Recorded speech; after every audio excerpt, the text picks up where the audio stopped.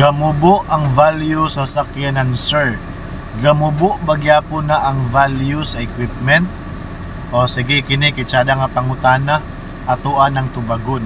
So ang tubag-ana is yes, and that is what we call depreciation. So when we talk about depreciation, it is the reduction of the value of the asset in respect of time and its useful life.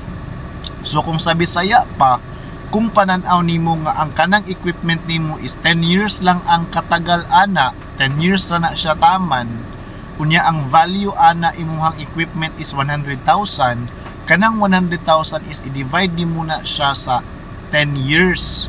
So buot di ay pasabot na siya depreciation of 10,000 every year.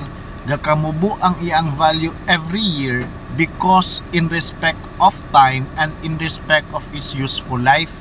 Kay after 10 years, on paper, sa paper lang, mabutang na siya nga dili na siya mapuslan ang asset. So that is what we call depreciation.